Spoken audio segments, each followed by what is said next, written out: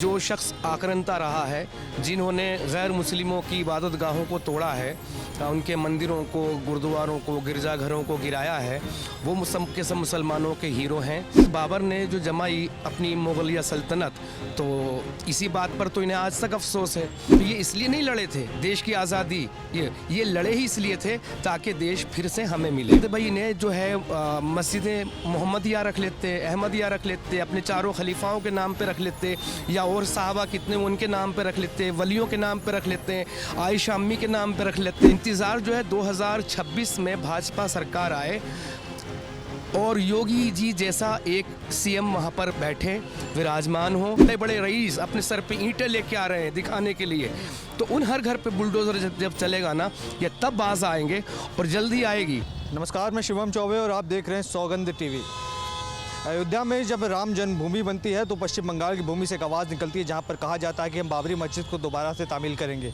अब ये बाबरी मस्जिद और बाबर से इतना लगाव भारत के अंदर 2025 में जब होता है तो कहने का ये प्रश्न उठता है कि मुग़ल मानसिकता के लोग क्या भारत में अभी भी कायम है उसी तरीके से, और कायम हैं तो ये कितना दुर्भाग्यपूर्ण है भारत के लिए। तमाम विषयों पर बातचीत करने के लिए मेरे साथ मौजूद है एक्स मुस्लिम मिनोज आलम जी। कैसे देखते हैं सर, ये मुसलमान को प्रेम अल्लाह से होना चाहिए, जाहिर सी बात है इबादत करेंगे अल्लाह के लिए, पर जब बाबर के लिए इबादत करने के लिए सजदे में सर झुक जाता है तो किस तरीके से देखता है भारतीय मुसलमान?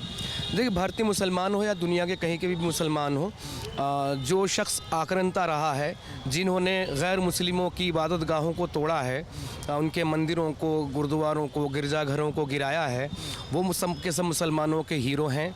जिसने काफ़ी कत्लेआम किए हैं गैर मुस्लिमों के, उनकी माँ बहन बेटियों को लोंडी बना के रखा है, फिर बाज़ार में जाकर उन्हें बेचा है, वो सब के सब मुसलमानों के हीरो हैं। भाई बाबर ने जो जमाई अपनी मुगलिया सल्तनत, तो इसी बात पर तो इन्हें आज तक अफसोस है।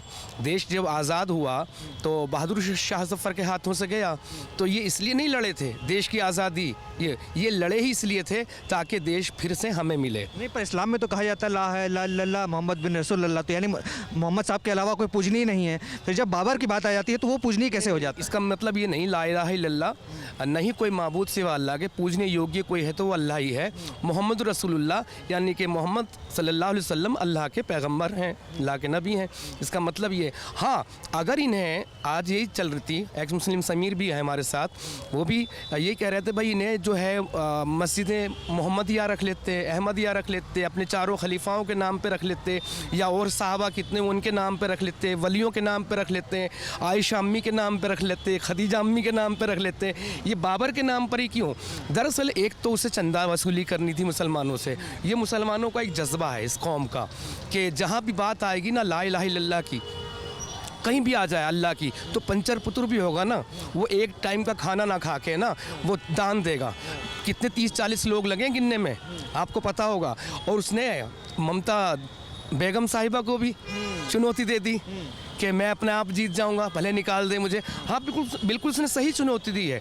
बस अब इंतज़ार जो है, मैं कम शब्दों में यही कहूँगा, इंतज़ार जो है 2026 में भाजपा सरकार आए और योगी जी जैसा एक सीएम वहाँ पर बैठे विराजमान हो, फिर बाबरी मस्जिद पर ही बुलडोज़र नहीं, बुलडोज़र उस हर घर पे चलेगा जो भी उस समर्थन में है। जितने भी वहाँ लोग दिख रहे हैं जो ईंटें लेके, बड़े बड़े रईस अपने सर पे ईंटें लेके आ रहे हैं दिखाने के लिए, तो उन हर घर पे बुलडोज़र जब चलेगा ना, ये तब बाज आएंगे और जल्दी आएगी।